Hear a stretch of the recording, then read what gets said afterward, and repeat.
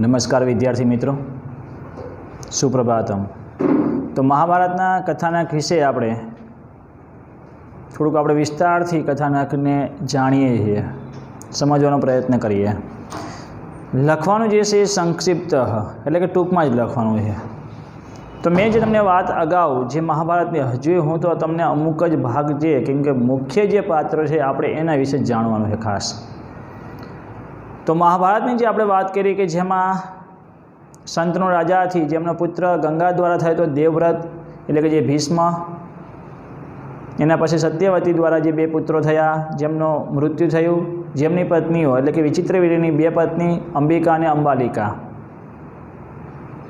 एमने कोई संतान हतुं नहीं, पण वेदव्यासनी नियोग प्रथाथी तेमने त्यां जे 3 पुत्रों एटले कि अंबिकानो, अंबालिकानो अने दासीनो पुत्र जेमां धृतराष्ट्र, पांडु अने विदुर आ त्रणेय ए पछी ज्यां धृतराष्ट्रनी पत्नी गांधारी, पांडुनी 2 पत्नी कुंती अने माद्री, गांधारी अने धृतराष्ट्રના 100 पुत्रों ने 1 पुत्री के जे द्रुसला नामनी पुत्री अने दुर्योधनथी अनेक त्यां दुर्योधन ज्येष्ठ पुत्र एना पछीना त्यां 99 एटले के 100 पुत्रों।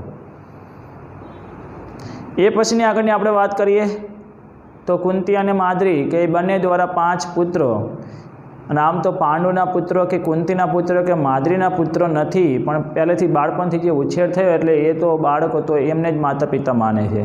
બાકી 5 પુત્રો દેવો દ્વારા પ્રાપ્ત થયેલા છે।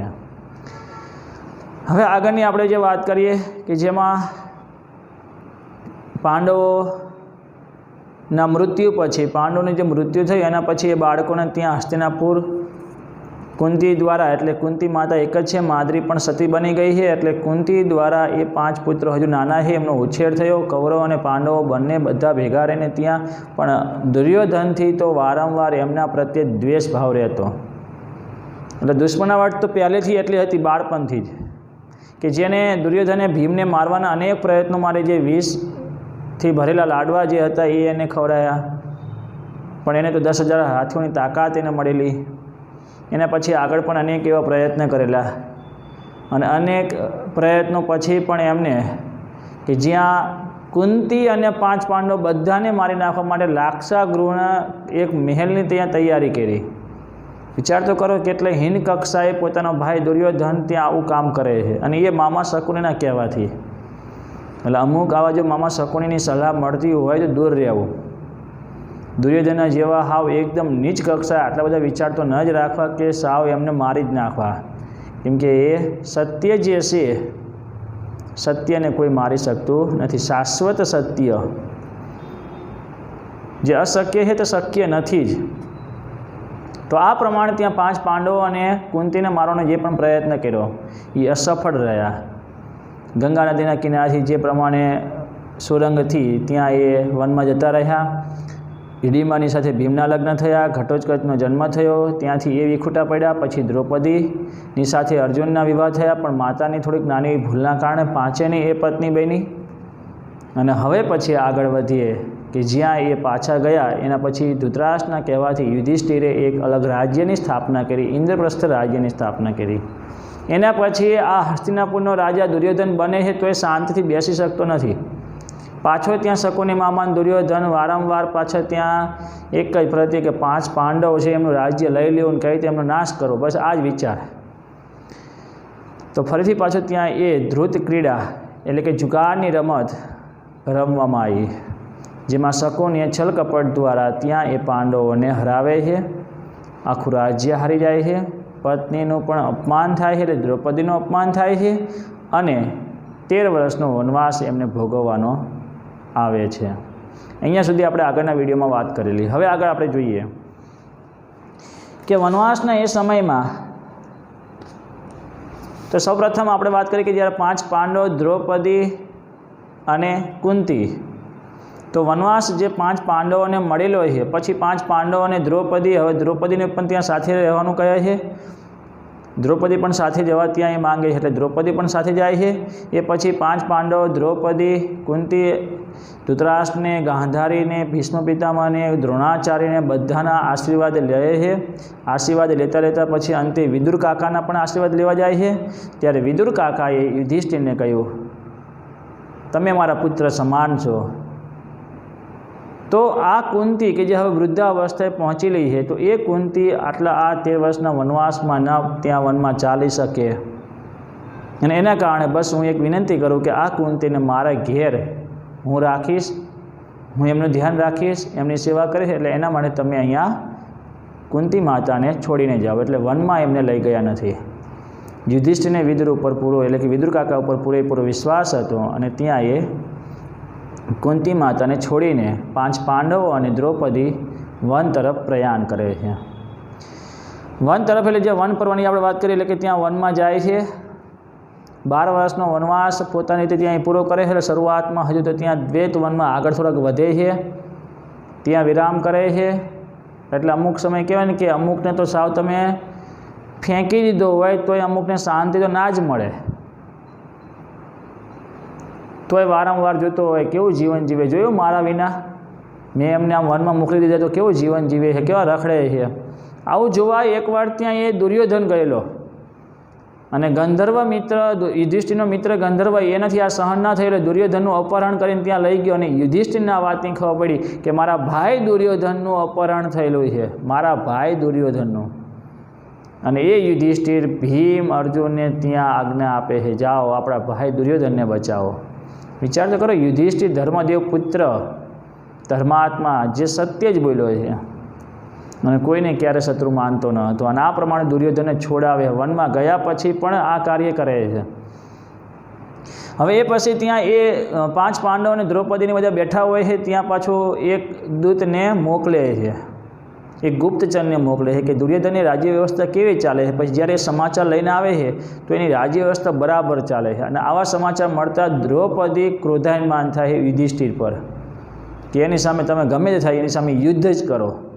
ભીમ પણ દ્રૌપદીને સાથ આપે છે કે યુદ્ધ સિવાય બીજો કોઈ ઉપાય નથી, આપણે એના જેવું જ થવું જોઈએ, એ જેવો થાય એવો જ આપણે થવું જોઈએ, કોઈ વનવાસ કોઈએ ભોગવવા નથી, હવે યુદ્ધ સિવાય આપણને રાજ્ય મળવા નથી, એટલે તમે હવે યુદ્ધ કરવાની તૈયારી કરો, યુદ્ધ કરો। ત્યાં વેદવ્યાસ મુનિ સમાધિ અવસ્થામાં આ વાતની ખબર પડતા ત્યાં પ્રસન્ન થાય છે। વેદવ્યાસ મુનિ એમને આશીર્વાદ આપે છે, આશીર્વચન આપે છે, અને દ્રૌપદી ભીમને શાંત કરે છે।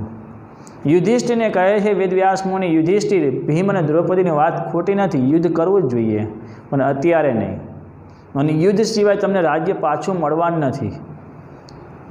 કોઈ સંપત્તિ માટે કે કોઈ રાજ્ય માટે પાંડવો યુદ્ધ નથી કરેલું, પણ આ ધર્મને જે અન્યાય થતો હતો એ ન્યાય પ્રાપ્ત કરવા માટે, જે અધર્મનો કારણે ધર્મનો નાશ થઈ રહ્યો હતો એના કારણે યુદ્ધ કરેલું હતું। એટલે દ્રૌપદી અને ભીમને શાંત કર્યા પછી વેદવ્યાસ યુધિષ્ઠિરને સમજાવે છે કે હવે તમારે 5 ભાઈઓને આ વનમાં રહીને તમારે અસ્ત્ર શસ્ત્રોને પ્રાપ્ત કરવા જોઈએ, કેમ કે યુદ્ધ સિવાય તમને એ રાજ્ય મળવાનું નથી, અંતે તમારો વનવાસ પૂરો થયા પછી યુદ્ધ કરવું પડશે। અને આ વેદવ્યાસની સલાહથી 5 ભાઈઓએ અનેક જગ્યાએ તપસ્યા કરી અને અસ્ત્ર શસ્ત્રને પ્રાપ્ત કર્યા, જેમાં અર્જુને કઠોર તપસ્યા કે જે હિમાલય પર જઈને ભગવાન શિવને પ્રસન્ન કરેલા, ભગવાન શિવે એમને ત્યાં એ પરીક્ષા કરેલી કિરાતના રૂપમાં, અને પાશુપાત અસ્ત્ર એમને આપેલું। અર્જુનની પાસે બ્રહ્માસ્ત્ર દ્રોણાચાર્ય આપેલું, એ સિવાય પાશુપાત અસ્ત્ર, એ સિવાય એક ઇન્દ્રપ્રસ્થમાં જ્યારે રહેતા હતા ને,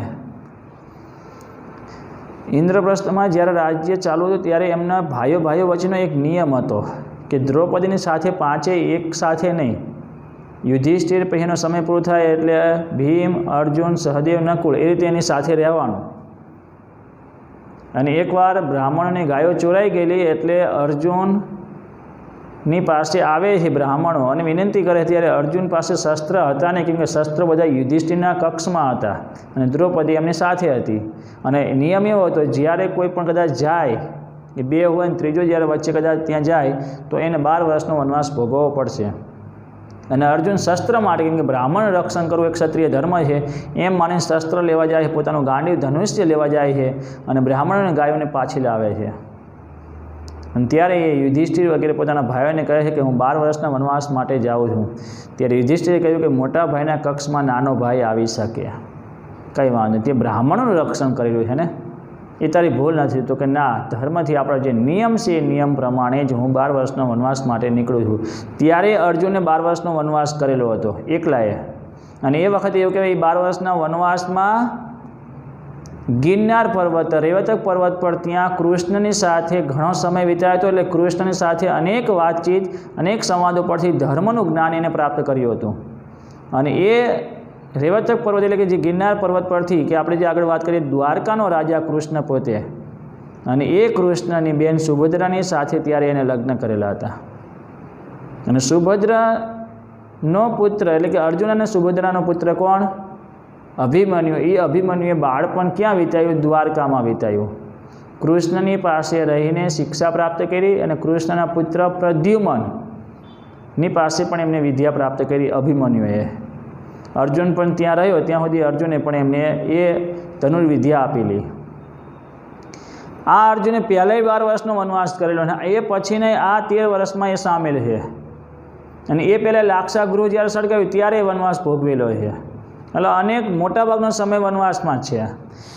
હવે આ વનવાસમાં બધા જ પાંડવોએ પોતપોતાની રીતે પોતાનું જે કૌશલ્ય હોય એ પ્રમાણે એમને દરેકે અસ્ત્ર શસ્ત્ર પ્રાપ્ત કરવાની અનેક વિદ્યાઓ પ્રાપ્ત કરી, અનેક ઋષિમુનિઓની પાસે આશીર્વાદ પ્રાપ્ત કર્યા, અનેક ઋષિમુનિઓની પાસે રહીને ત્યાં રાક્ષસોને ત્યાં હણ્યા, અનેક કાર્ય કર્યું, એમ દુષ્કૃત્યને દૂર કર્યું, ધર્મને ફેલાવવાનું કામ કર્યું. આ પ્રમાણે એમનો વનવાસ 12 વર્ષનો પૂર્ણ થઈ ગયો. પછી અજ્ઞાતવાસ 1 વર્ષનો કરવાનો હતો. એટલે પોતાના બધા જ શસ્ત્રો એમને એક સ્મશાનના ઝાડ પર ત્યાં મૂકી દીધા, અને અજ્ઞાતવાસ તારીખે ત્યાં નક્કી કર્યું કે હવે આપણે વિરાટ રાજાના રાજમહેલમાં રહીને બધાએ પોતપોતાનું કામ અલગ અલગ ત્યાં કરવાનું છે. અને કોઈ આપણે 5 ભાઈઓ છે એ કોઈને ખબર ના પડે, જેને ભેગું થવાનું નથી. અને કદાચ ભેગું થવું હોય તો રાતના સમયે ભેગા થઈ શકીએ એકબીજાને જણાવવા માટે, જે પણ વાત કરવી હોય તે. અને 5 પાંડવો નક્કી કર્યું કે આપણે એક પછી એક ત્યાં પ્રસ્થાન કરીએ. સૌપ્રથમ પહેલાં યુધિષ્ઠિર એક બ્રાહ્મણના વેશમાં ત્યાં જાય છે, અને રાજ્યમાં બ્રાહ્મણને ત્યાં સ્થાન આપવામાં આવે છે. પછી અર્જુન જાય છે નર્તકી તરીકે, એટલે સ્ત્રીનું આખું રૂપ ધારણ કર્યું છે. અર્જુને સ્ત્રીનું રૂપ ધારણ કર્યું છે. અને અર્જુનને જ્યારે પાશુપાશ અસ્ત્ર પ્રાપ્ત કર્યું ને એ વખતે ઉર્વશી એટલે એ પુરુરવાની પત્ની ઉર્વશી એના પર આકર્ષિત થયેલી, અને એ અર્જુને કહેલું કે તમે તો અમારા પિતામહની ત્યાં એ પત્ની છો, તમારા વંશજ જ છીએ અમે. ત્યારે એને પણ એ રીતનો એક શ્રાપ આપેલો કે 1 વર્ષ તો તમારે ત્યાં સ્ત્રી તરીકે રહેવું પડશે. એટલે એ અર્જુન 1 વર્ષ માટે એક સ્ત્રી પાત્ર તરીકે, સ્ત્રી તરીકે, નર્તકી તરીકે ત્યાં પ્રવેશ કરે છે અને ત્યાં રહે છે. ભીમની વાત તો નહીં કરવી પડે મારે તમને. ભીમનું કામ તો ત્યાં એક જ હતું કે ખાવું ક્યાં એને શોધ કરવાની. એને કરતાં આપણે રસોઈયાનું જ કામ કરીએ, એટલે કોઈને કહેવું ના આપણે ખાવાનું ક્યારે થશે અને ખાવાનું કઈ જગ્યાએ મળશે. એટલે ભીમ એક રસોઈયાના કામ તરીકે ત્યાં પ્રસ્થાન કરે છે. અને હવે સહદેવ અને નકુલ એ અશ્વશાળામાં રહીને અશ્વોની સંભાળ રાખવી, એમની સેવા કરવી. કેમ કે અશ્વની બાબતમાં સહદેવ અને નકુલ બહુ હોશિયાર હતા એ બાબતમાં. એટલે અશ્વશાળામાં રહીને ત્યાં અશ્વને ત્યાં પાલન કરે છે, એમની સાથે ત્યાં એ રહે. આ પ્રમાણે 5 પાંડવો અને દ્રૌપદી શૈનેન્દ્રી એટલે કે જે રાજા વિરાટ રાજા છે એની પત્નીની સાથે રહેતી હતી. આ પ્રમાણે 6 ત્યાં પોતપોતાના કાર્યમાં અલગ અલગ ત્યાં વિરાટ રાજાના રાજમહેલમાં ત્યાં પોતપોતાના કાર્યમાં જોડાઈ ગયા. 1 વર્ષ એમને આ રીતે વિતાવવાનું છે, કોઈને ખબર ના પડવી જોઈએ, રાજા વિરાટની ખબર ના પડવી જોઈએ કે 5 પાંડવ મારી સાથે અહીંયા જ રહે છે. અને વાત નહીં ખબર પડે, પાછી ત્યાં કૌરવોને ખબર પડે, બધાને ખબર પડે, એટલે ફરીથી પાછો 12 વર્ષનો વનવાસ એમને ભોગવવો પડે. આ નિયમ હતો. એટલે અજ્ઞાતવાસમાં હવે એ 5 પાંડવો રહેલા છે. હવે આગળ વર્ષ એ પૂરું થાય એટલે ફરીથી પાછા ત્યાં એમને પાછું જવાનું છે. હવે એક વખત એમાં ઘટના જે બની ગયેલી એની વાત કરું છું કે એકવાર વિરાટ રાજાનો સાળો પોતાની બહેનને મળવા આવેલો, ઉપહાર કંઈક આપવા આવેલો હશે. અને એ વખતે એક કિંચક નામનો રાજા બહુ શક્તિશાળી હતો. 100 ભાઈઓ હતા, એને અનેક ભાઈઓ હતા એવું કહેવાય. એ કિંચક નામનો સાળો જ્યારે આવેલો એ શૈનેન્દ્રી એટલે કે જે દ્રૌપદી જે છે ને એની ઉપર એની નજર ત્યાં પડે છે અને એને પ્રાપ્ત કરવાની ઈચ્છા કરે છે, એટલે ત્યાં એ રોકાઈ જાય છે. હવે એ કિંચક ત્યાં રોકાય છે, પેલી દ્રૌપદીને પ્રાપ્ત કરવાની ઈચ્છાથી એની પાછળ પડે દ્રૌપદીને ખબર પડી કે આ મારા પર મોહિત થયો છે અને મને ગમે તે રસ્તા પર જવું ને હેરાન કરે છે. આ વાત રાજા વિરાટને કરી અને એમની પત્નીને કરી કે તમારો ભાઈ, તમારો સાળો જે છે એ મને આ રીતની હેરાન કરે છે. મારા 5 ગાંધર્વ પતિ છે, 5 પાંડવ નહીં, 5 ગાંધર્વ પતિ છે. જો એમને ખબર પડશે ને તો એને નહીં છોડે. અને આ વાત દ્રૌપદીએ પછી ભીમને કરી. ભીમને વાત કરો એટલે પૂરું થઈ ગયું. ભીમ ઉપર તો પૂરો વિશ્વાસ. અને ભીમે કહ્યું ભલે કે ખાલી એટલું તું કહી દે કે યજ્ઞશાળામાં મને મળે, નૃત્યશાળામાં મને મળે. અને એ નૃત્યશાળામાં ભીમે દ્રૌપદીના વસ્ત્રોને ધારણ કર્યા અને ત્યાં એ સૂવે છે. પેલો કિંચક રાત્રે ત્યાં એની પાસે આવે છે અને એમ કે દ્રૌપદી છે, પણ હતો ભીમ.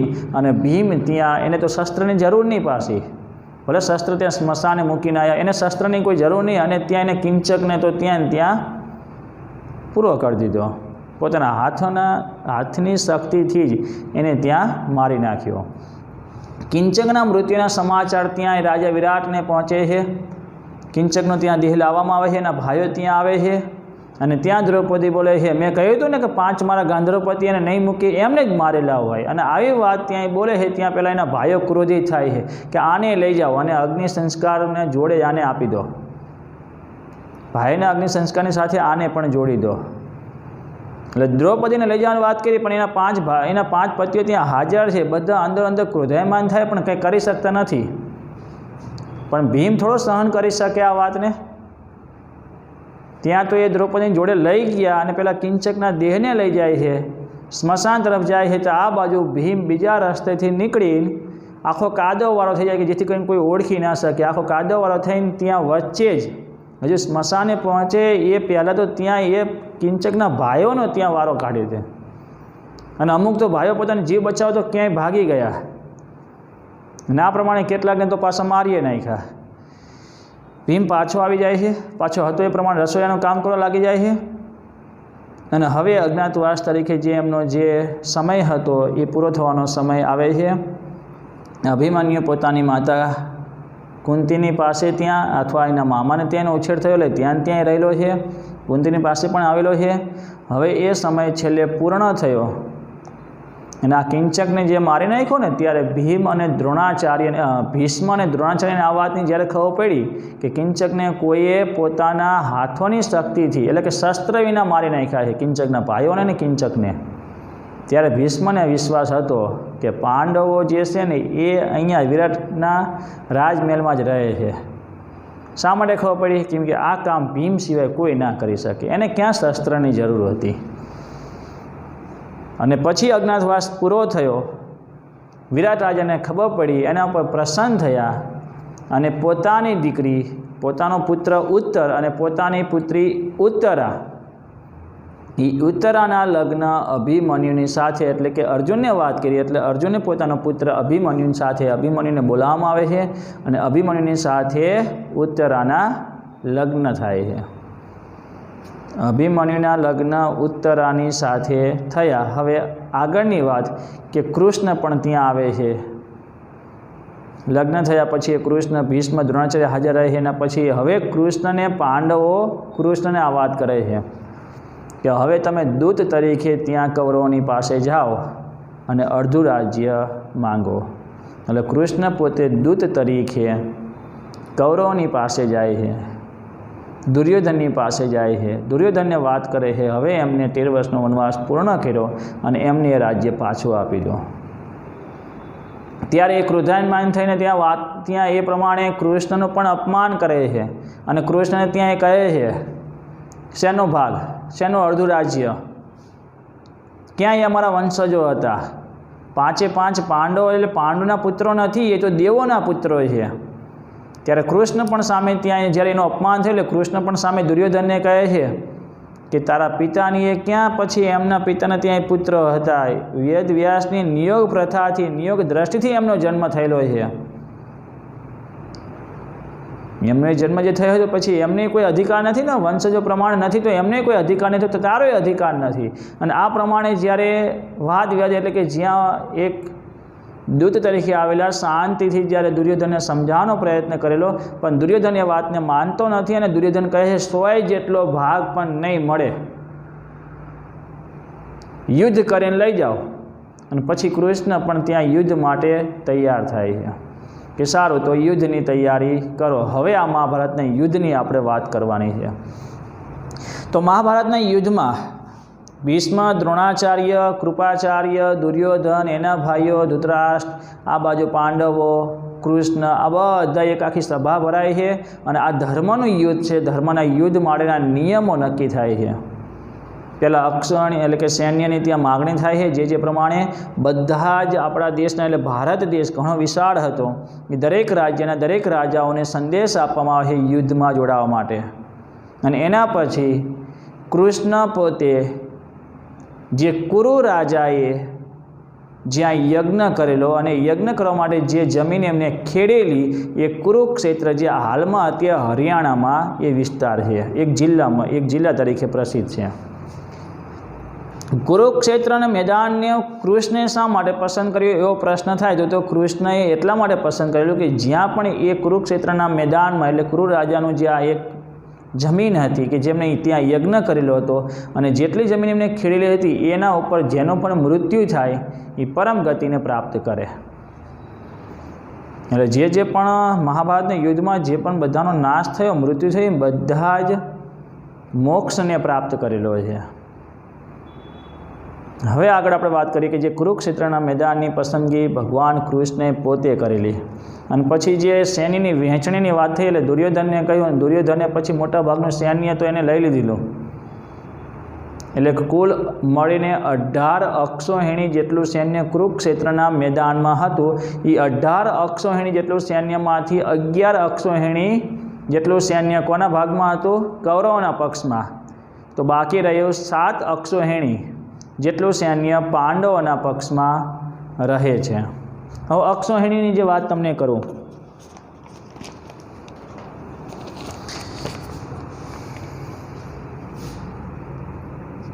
અઢાર અક્ષોહિણી, હવે એમાંથી એક અક્ષોહિણી જેટલું સૈન્ય એટલે કેટલું થાય? આમાં પાછું ઘણું ત્યાં વિસ્તારથી છે, પણ આપણે માત્ર ખાલી એક જ સમજવું છે.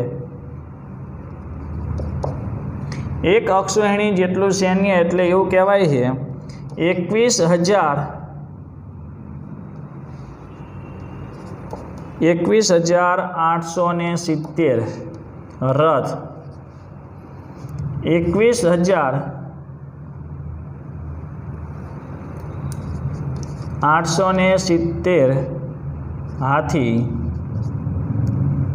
65,710 અશ્વો,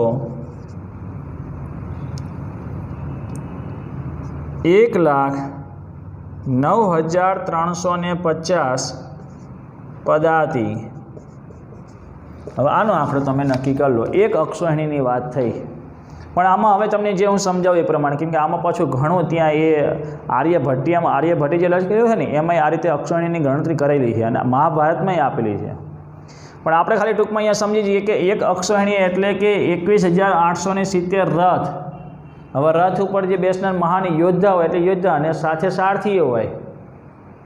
પછી આગળ વાત કરીએ 21,870 હાથી, 65,710 અશ્વો ઘોડાઓ અને 1,09,350 પદાતિ એટલે પદયાત્રીઓ એટલે જે સૈનિકો પગથી, અને કોઈ હાથી કે ઘોડા પર કે રથ પર નહીં, નીચે ધરતી પર ત્યાં એ પોતાનું શસ્ત્ર લઈને ત્યાં યુદ્ધ કરે.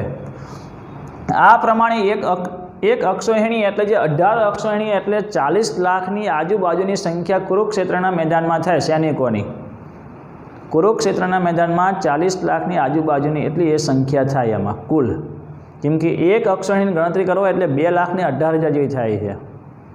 એમાં પછી સારથીને એવી બધી ગણતરી કરવા જાઓ એટલે અનેક સંખ્યાઓ, એટલે આમ આખા મેદાન પર તો 46 લાખ જેટલા સૈનિકો એટલે 46 લાખની સંખ્યા ગણાય. વિચાર તો કરો, કુરુક્ષેત્રના મેદાનમાં એટલે કહેવાય મહાભારતનું યુદ્ધ. અને એ મહાભારતના યુદ્ધમાં માત્ર જીવિત રહ્યા હોય ને તો કૌરવ પક્ષમાં 3 જ જીવિત રહ્યા છે અને પાંડવોના પક્ષમાં 8 જ જીવિત રહ્યા છે. એટલે કુલ મળીને 11 જ જીવિત રહ્યા છે. આખા આ મહાભારતના યુદ્ધમાં 5 પાંડવ અને એ સિવાય યુવત્સુ, સાત્યયિકી એ 2-3 એ બાજુ જે છે અને વેદવ્યાસ એ રીતે કરીને 8 ત્યાં એ જીવિત. એટલે 5 પાંડવો ને એ સિવાયના 3 અને આ બાજુ જે છે એમાં અશ્વત્થામા, કૃપાચાર્ય અને કૃતવર્મા આ 3 જીવિત રહ્યા છે. કૌરવના પક્ષમાં તો કેટલું 11 અક્ષોહિણી જેટલું સૈન્ય હતું એમાંથી 3 જીવિત રહ્યા છે અને 7 અક્ષોહિણી જેટલું જે સૈન્ય હતું એમાંથી 8 જીવિત રહ્યા. હા, જો કૃષ્ણ, સાત્યયિકી જે યદુવંશમાં હતા એ સાત્યયિકી અને 5 પાંડવો અને યુવત્સુ જે છે ને એ કૌરવમાં ગણાય. 100 કૌરવોની જે વાત કરી એમાં નાનો ભાઈ જે છેલ્લો જે રહે ને યુવત્સુ, પણ યુવત્સુએ કૌરવોને સાથ નથી આપેલો. એને પાંડવ પક્ષમાં રહીને યુદ્ધ કરેલું. ધર્મનો એને સાથ આપ્યો ને એ જીવિત રહ્યો. અધર્મના પક્ષે હોત તો એનું મૃત્યુ થયું હોત. આ પ્રમાણે એમ કહેવાય કુરુક્ષેત્ર મેદાન એટલે લોહી લુહાણ થઈ ગયેલું છે, નદીઓ વહે છે. છેલ્લે આખો અંત 18 દિવસનું યુદ્ધ પૂર્ણ થયું પછી એની હાલત જોઈ હોય ને તો ખ્યાલ આવે. કેમ કે 8 જ અને 3 એટલે 11 જ જીવિત રહ્યા, બાકી બધાનો નાશ થયો. એટલે બધા પરમ ગતિને પ્રાપ્ત થયા, પરલોકમાં ગયા. હવે એમાં કૃષ્ણના કહ્યા પ્રમાણે એટલે કે જે સભામાં બધાને ત્યાં નિયમ આપવામાં આવ્યા, નિયમથી એટલે કે જે સવારથી સાંજ સુધી એટલે સૂર્ય ઉગે ને સૂર્ય આથમે ત્યાં સુધી યુદ્ધ થાય. પછી રાતના સમયે વિશ્રામ, આરામ કરી લેવાનો. કેમ કે એક દિવસનું થોડુંક યુદ્ધ છે, તો લાંબા સમય સુધી ચાલવાનું છે. એટલે કે 18 દિવસ સુધી એ યુદ્ધ ચાલેલું હતું. એમાં સતત યુદ્ધ ચાલુ રહે તો પછી ક્યાં એ તો એમનામ તો અમુક તો ભૂખ્યા મરી જાય, આરામ કર્યા વગર એમનામ ત્યાં એ મૃત્યુ પામે. સવારે સૂર્ય ઉગે એટલે પાછા શંખનો નાદ થાય. સૌપ્રથમ કૃષ્ણ પંચજન્ય શંખની શરૂઆત કરે, પછી બીજા ત્યાં બધાની પાસે જે પણ શંખ હતા એની શરૂઆત કરે ને યુદ્ધની શરૂઆત થઈ જાય.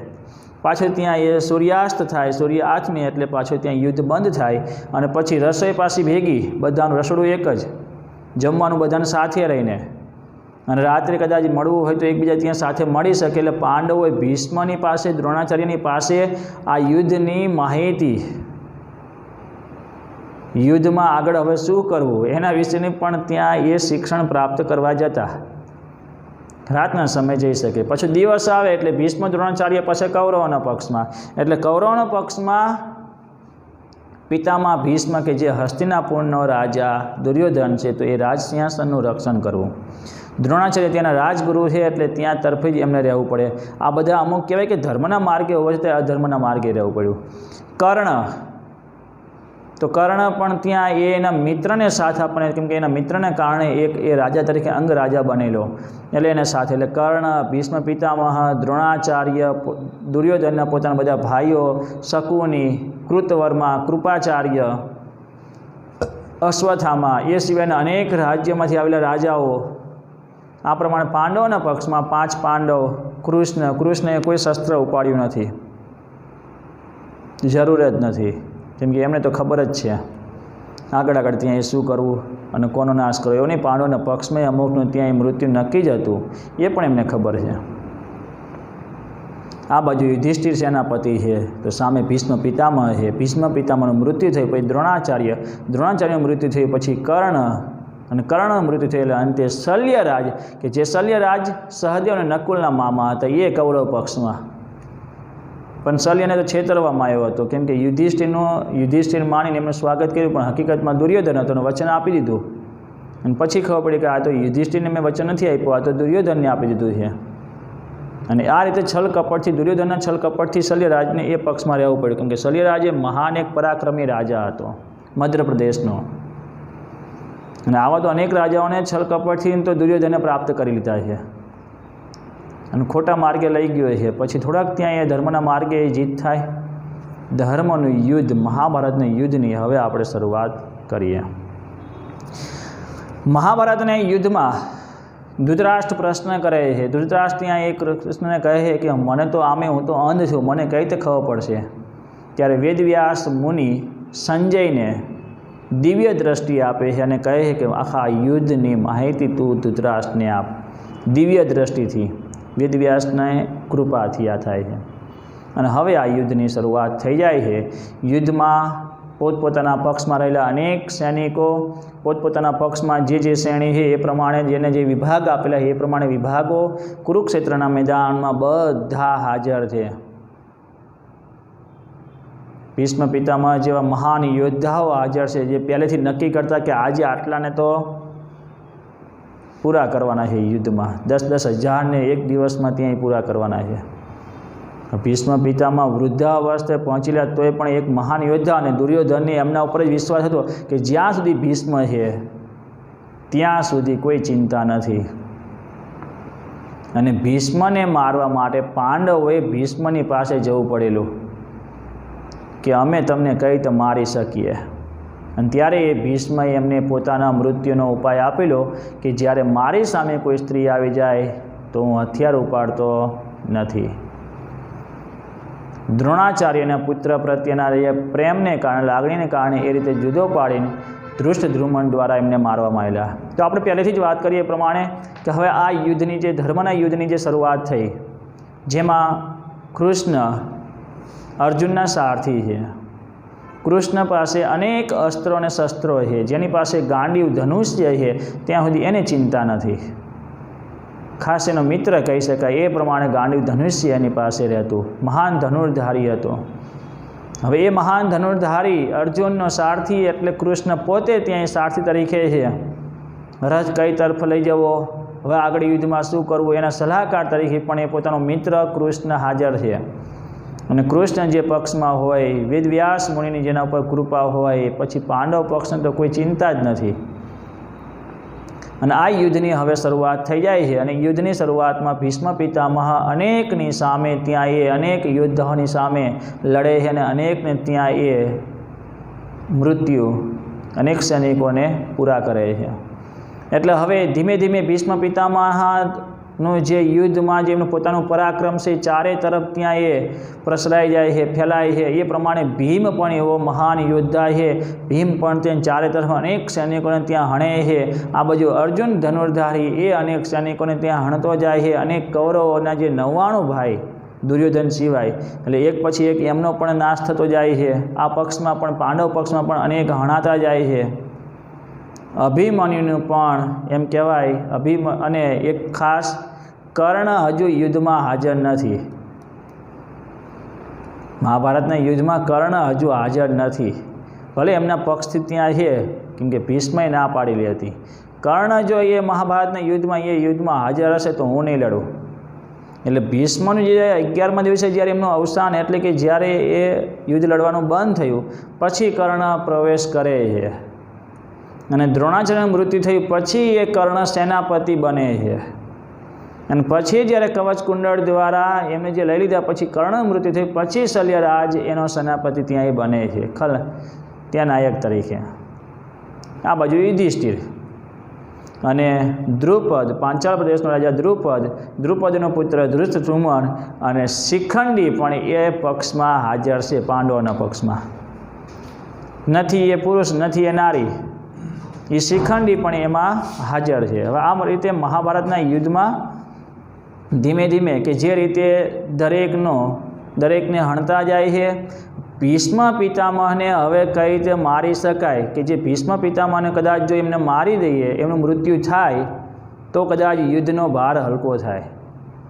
એટલે પાંડવ પક્ષથી આ વિચાર કરવામાં આવ્યો અને કૃષ્ણને કહેવામાં આવ્યું. કૃષ્ણની સલાહથી પાંડવો પોતે ભીષ્મ પિતામહને મળવા જાય છે અને ભીષ્મ પિતામહને આ વાત કરે છે કે અમે તમને કઈ રીતે મારી શકીએ, તો કૌરવ પક્ષમાંથી તમને દૂર કરવા માટેનો અમને ઉપાય બતાવો. જો કે કોઈ પણ રાજી નથી કે ભીષ્મ પિતામહને મારવા, પણ કૌરવ પક્ષમાંથી એમને દૂર હટાવવા એ જરૂરી છે. એટલે ભીષ્મ પિતામહે એમને કહ્યું કે તમે કોઈ પણ સ્ત્રીને, એટલે કે શિખંડીને, કે જે શિવ ઉપાસના કરીને અંબાએ આ વરદાન પ્રાપ્ત કરેલું છે, અને એ અંબા અત્યારે હાલમાં દ્રૌપદીને ત્યાં શિખંડી સ્વરૂપે જે જન્મેલી છે, દ્રૌપદીની જે બહેન છે કે ભાઈ જે ગણો, કેમ કે નથી નર કે નથી કોઈ સ્ત્રી, એ શિખંડીને તમે મારી સામે સ્ત્રીના સ્વરૂપે જે છે એ મારી સામે ઊભી રહી જશે તો હું શસ્ત્ર મૂકી દઈશ, અને હું શસ્ત્ર મૂકી દઉં તો પાછળથી અર્જુન ધનુર્ધારી પોતાના બાણનો ઉપયોગ કરીને ધનુષ્યથી પોતાના બાણોની વર્ષા કરીને ત્યાં એ હણી શકે છે. અને પછીના આગળના 11મા દિવસે આ જ પ્રમાણે ત્યાં શિખંડી જે અંબા બીજા જે જન્મમાં આવેલી કે જેને વેર લેવાનું છે, અંબાએ ત્યાં જે પ્રમાણે શિવ ઉપાસના કરીને વરદાન માગેલું કે હું જ ત્યાં એ ભીષ્મને મારીશ, અને એ શિખંડી સ્વરૂપમાં જ્યારે સૌ પ્રથમ પહેલાં ભીષ્મ ઉપર જ્યાં પોતાનું ધનુષ્ય ઉપાડે છે એટલે ભીષ્મ શસ્ત્રને મૂકી દે છે. દુર્યોધનને પણ આ વાતની ખબર પડી ગયેલી, એટલે દુર્યોધને પણ પોતાના સૈનિકોને બોલાવીને કે ભીષ્મ કદાચ ત્યાં એ ધનુષ્ય મૂકી દેશે, શસ્ત્ર મૂકી દેશે સામે સ્ત્રીના કારણે, પણ તમારે કોઈ શસ્ત્ર મૂકવાના નથી, તમારે સામે જે પણ છે એને હણવાની છે. ભીષ્મે શસ્ત્ર મૂકી દીધા. શિખંડી જ્યારે એના ઉપર જ્યાં સૌપ્રથમ પહેલું જ બાણ ત્યાં એ ચડાવે છે, જેને હણે છે, અને એ પછી અર્જુન એની પાછળ જ ઊભેલો છે અને એ ભીષ્મને હણી નાખે છે, બાણની વર્ષા કરે છે, આખા શરીરમાં છિદ્ર પાડી દે છે, આખી બાણની ઉપર ભીષ્મ ત્યાં એની પથારી થઈ જાય છે. બાણો દરેક આખા શરીરમાં દરેક જગ્યાએ છિદ્ર પડી જાય, દરેક જગ્યાએ બાણ ત્યાં રહેલા છે, અને એ બાણની પથારી પર ભીષ્મ પડેલા છે. પાછો સાંજનો સમય થાય, યુદ્ધ પૂરું થાય એટલે પાછો શોકાકુળ, એટલે બધા ત્યાં ભીષ્મનું મૃત્યુ થયું એટલે બધા પાછા ભેગા, પાંડવ કૌરવની બધા. પણ ભીષ્મ ત્યાં કહે છે મારા કોઈ જ અગ્નિ સંસ્કાર કરવાના નથી, જ્યાં સુધી હસ્તિનાપુરની રાજગાદી ઉપર યોગ્ય રાજાને ના જોઉં, આ યુદ્ધ પૂર્ણ થાય અને એમાં જેમાં કોઈની જીત ન જોઉં, અને એમાંય ખાસ પાંડવોની જીત થવી જોઈએ, જ્યાં સુધી આ બધું પૂર્ણ ના થાય ને ત્યાં સુધી હું આમ ભલે મારે પીડા ભોગવવી પડે ત્યાં સુધી આમ રહીશ. અને બીજો એક અર્થ એવો કહેવાય છે કે કૃષ્ણ પક્ષને શુક્લ પક્ષ, એટલે કૃષ્ણ પક્ષ છે એટલે ઈચ્છિત મૃત્યુ. ભીષ્મ પિતામહને તો ઈચ્છિત મૃત્યુનું વરદાન હતું, ઈચ્છે ત્યારે એમનું મૃત્યુ થાય, એટલે એવું હતું કે જે શુક્લ પક્ષની શરૂઆત થશે ત્યારે હું મૃત્યુ મારું પ્રાપ્ત કરી લઈશ. અને બીજું હસ્તિનાપુરની રાજગાદી ઉપર યુધિષ્ઠિર જ્યારે બેસે છે અને પછી એ મૃત્યુ પામી અને પછી એમના અગ્નિ સંસ્કાર થયા છે. આગળ વાત કરીએ કે દ્રોણાચાર્યનું મૃત્યુ. દ્રોણાચાર્યને પણ ત્યાં એ પણ સેનાપતિ છે, એ પણ અનેક ત્યાં દરેક ઉપર પ્રહાર કરતા જાય છે. હવે એમની વીરતા વધતી જાય તો હવે એમનો નાશ કઈ રીતે કરવો, તો એના માટે કૃષ્ણએ પોતાની રીતે એનું આયોજન કર્યું. અશ્વત્થામા નામના હાથીને મારવામાં આવે, અને પછી એ વખતે ભીમ દ્વારા અશ્વત્થામા નામના હાથીને મારે છે, અને બધા પછી ત્યાં એ કહે અશ્વત્થામા મરી ગયો, અશ્વત્થામા મરી ગયો.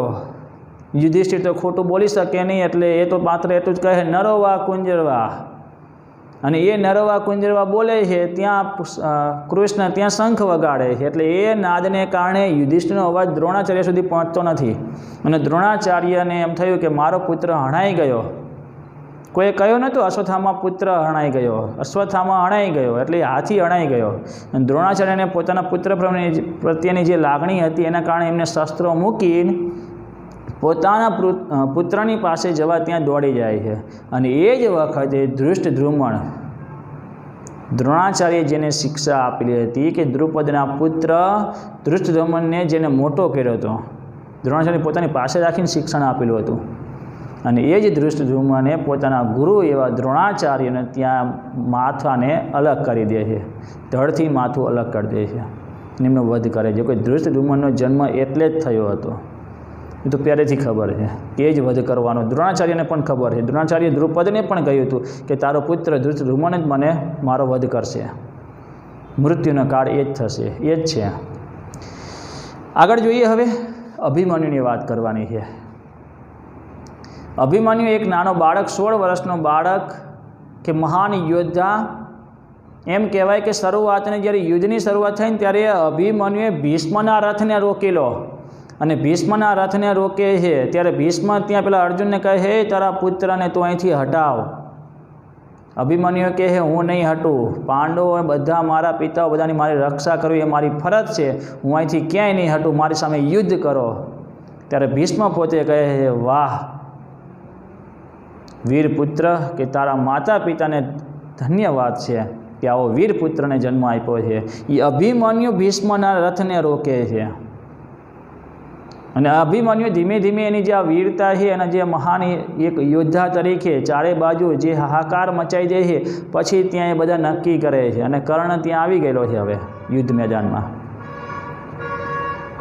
ભીષ્મનો વધ થયો એટલે કે હવે તો એક બાજુ ત્યાં એ બાણની પથારી પર છે અને આ બાજુ ત્યાં હવે અભિમન્યુનો વધ કઈ રીતે કરવાય કે જેના કારણે થોડોક ભાર હલકો થાય અને પાંડવો પણ એ પુત્ર પ્રેમથી ત્યાં હળવા થાય. એટલે હવે દ્રોણાચાર્ય નથી ને ભીષ્મય નથી. એક મિનિટ, દ્રોણાચાર્યનું મૃત્યુ પછી થયું, એ પહેલાં અભિમન્યુને, કેમ કે દ્રોણાચાર્ય જ ચક્રવ્યૂહની આ રચના કરી બતાવી છે.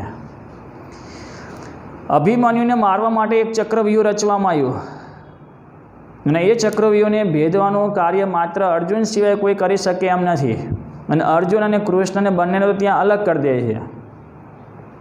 કૃષ્ણ અને અર્જુન બંનેને એક બાજુ તરફ લઈ જવા અને આ બાજુ પાંડવોની સામે ત્યાં કહેવું કે આ ચક્રવ્યૂહને ભેદવાનું કામ કરો, નહીં તો પછી તમે હાર સ્વીકારી લો. અર્જુનને એક શ્રેણી અલગ શ્રેણીમાં ત્યાં એટલે કે થોડો કુરુક્ષેત્રથી થોડોક અલગ છે એ તરફ ત્યાં યુદ્ધ માટે એને મોકલી દે છે. આખું આયોજન હતું પહેલેથી.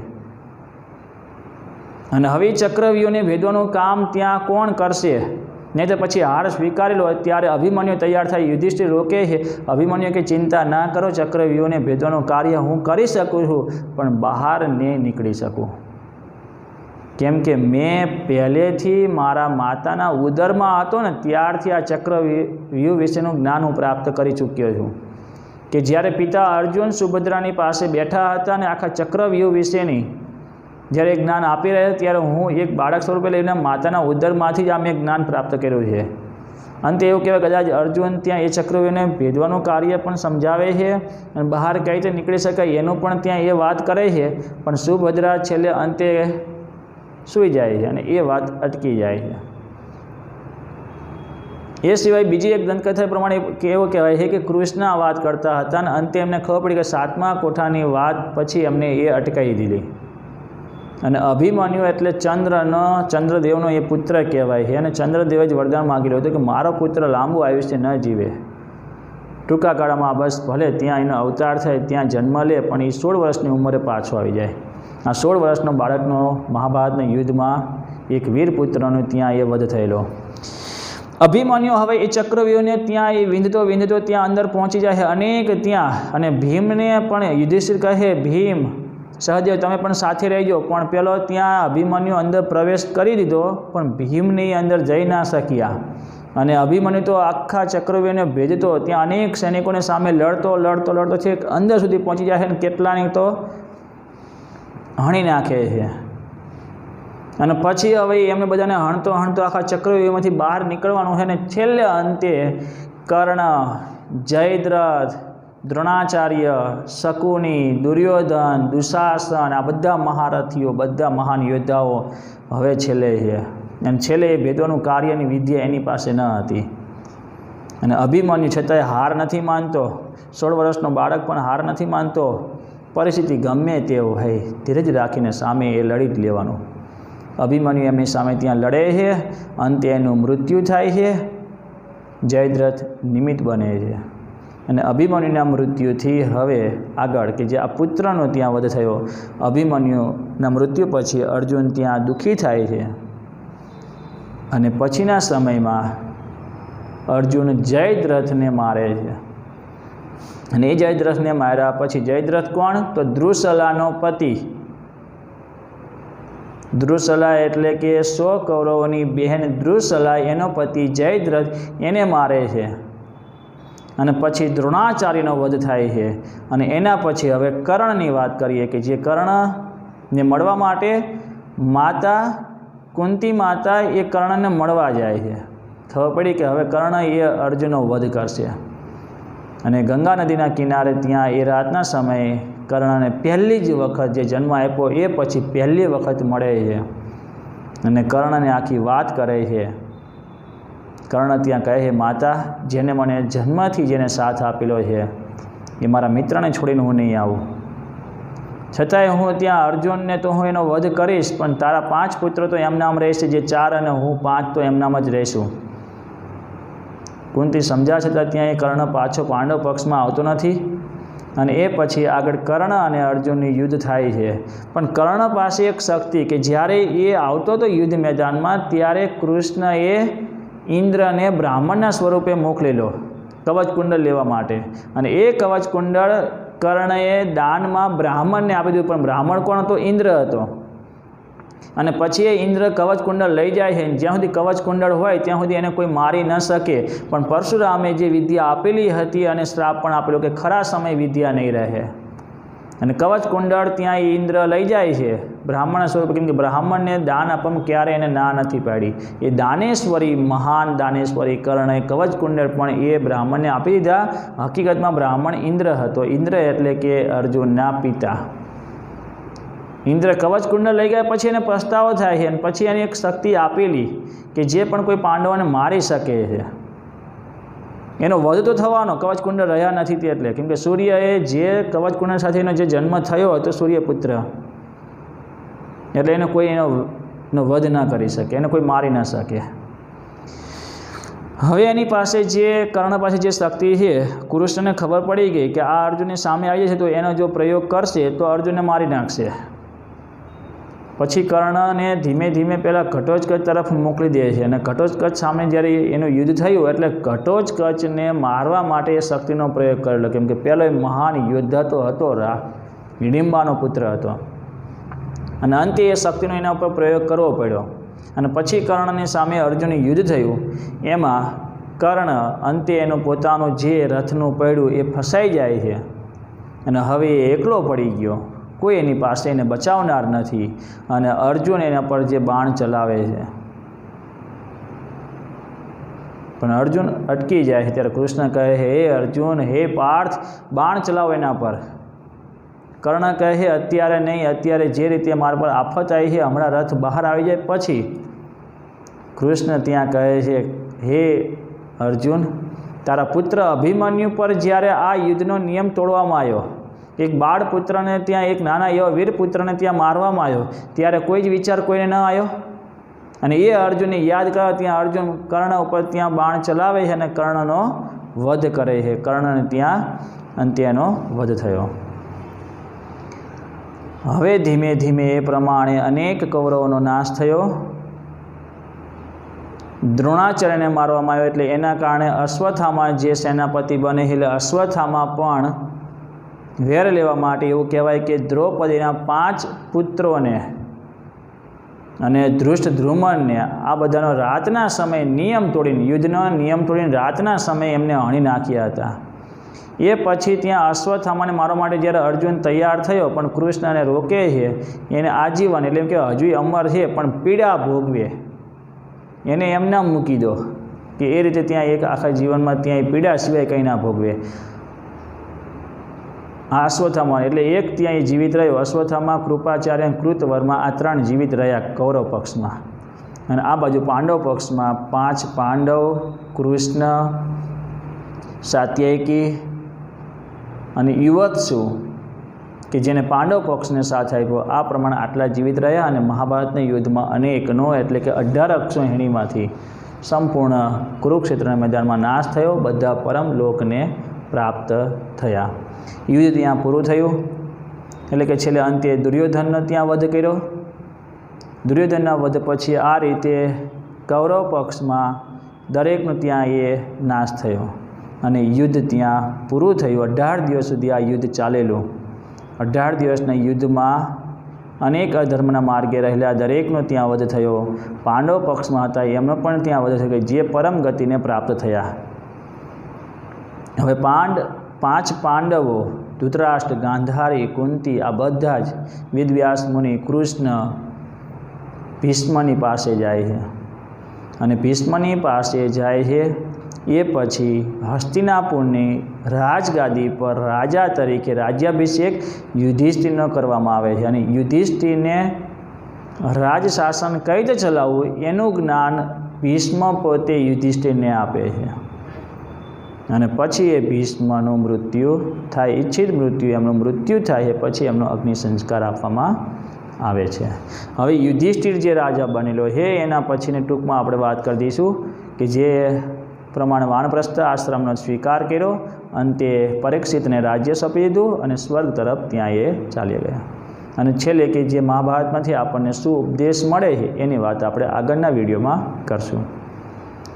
મહત્ત્વની વાત જે છે આપણે કે યુદ્ધની જે શરૂઆત થઈ, જે ભીષ્મ પર્વમાં મહાભારતનો જે એક ભાગ છે, એટલે એ થોડો એક પ્રસંગ જે છે એ કે છેલ્લે ઉપદેશના સમાનમાં કે જે મહાભારતમાં જે ભગવદ્ ગીતા રહેલી છે એની વાત પણ થોડીક આપણે આગળના વિડીયોમાં કરવાની છે. તો આ પ્રમાણે મહાભારતનું યુદ્ધ અહીંયા આ રીતે પૂર્ણ થયેલું. હવે છેલ્લો જે ભાગ છે એ અને એમાંથી આપણને જે ઉપદેશ મળે છે અને અત્યારે જે આવૃત્તિ જે જાહેર થઈ છે એ વિશેનો આગળના વિડીયોમાં આપણે એને જાણવાનો પ્રયત્ન કરશું. તો હવે આટલા સુધીનો જ આપણે અભ્યાસ કર્યો એટલે સંપૂર્ણ અભ્યાસ પૂર્ણ થઈ ગયો છે. તો પાઠ્યપુસ્તકમાં આપ્યો એ પ્રમાણે કથાનકને તમે તૈયાર કરી દેજો. અને જે જે મહત્ત્વનો પાત્ર છે એ પ્રમાણે મેં તમને વાત કરી. કર્ણ વિશે, દ્રોણાચાર્ય વિશે, ભીષ્મ વિશે, અભિમન્યુ વિશે, જે જેના વધ થયા છે. મહાભારતમાં વધ તો કેટલાનાય થયા છે, પણ આપણે સંપૂર્ણ બધું મહાભારત કહેતા કહેતા ઘણો લાંબો સમય થઈ જાય એમ છે. એટલે આ પ્રમાણે મહાભારતનું યુદ્ધ ત્યાં એ પૂર્ણ થયેલું. તો અહીંયા હું અટકાવું છું. મહાભારતની કથાનક તૈયાર કરજો. હવે માત્ર ખાલી એક ઉપદેશ, ઉપસાહાર કે છેલ્લે આપણે એનો ભાગ એ સમજવાનો રહ્યો કે જ્યાં વેદવ્યાસે જે મહાભારતની રચના કરેલી છે કે જે આપણે હાલના આ સમય માટે કેટલું આપણે માટે મહત્ત્વની છે એને આપણે જાણવાનું છે. તો અહીંયા હું મહાભારતની કથાનક પૂર્ણ કરીને અટકાવું છું. અસ્તુ.